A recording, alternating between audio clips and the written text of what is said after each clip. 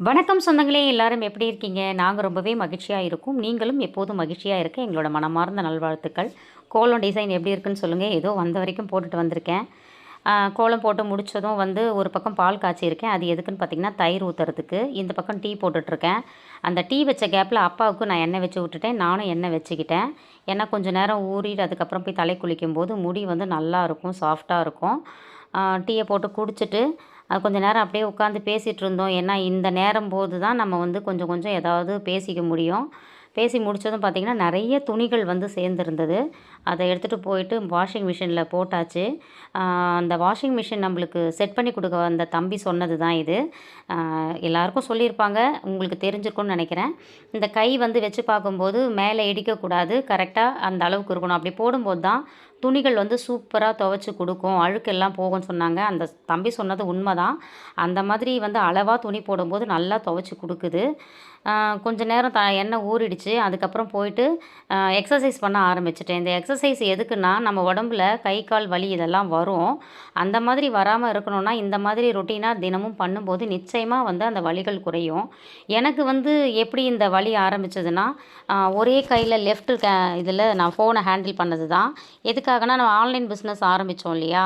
அப்ப அந்த கையில அந்த மாதிரி வச்சு பண்ணும்போது தான் அந்த வலி ஆரம்பிச்சது. அப்புறம் ஃபிசியோ பண்ணும்போது கொஞ்சம் வலி குறைஞ்சது. இது வந்து என்னோட அம்மா வந்து எனக்காக வாங்கி கொடுத்த மிஷினு. அம்மா நினைவா எத்தனையோ பொருள் வச்சிருப்போம். ஆனா, அதில வந்து நான் முதலா நான் வச்சிருக்கிறது இந்த வந்து தையல் மிஷின் தான்.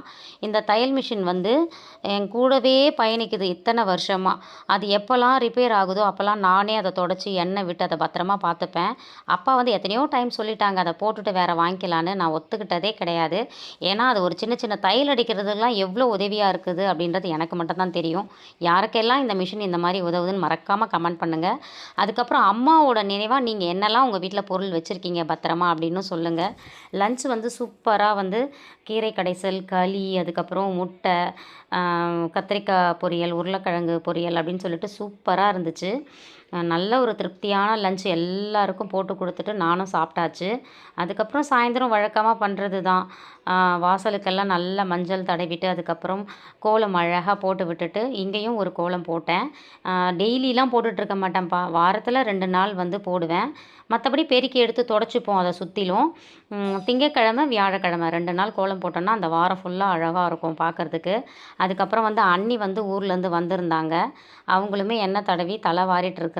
ரொம்ப சந்தோஷமா இருந்துச்சு. என்னை உண்மையா நேசிக்கிற ஜீவன்ல இவங்களும் ஒருத்தவங்க. அவ்வளோ ஆசையா இருந்துச்சு அண்ணி வந்தது. வாழ்க வளத்துடன்!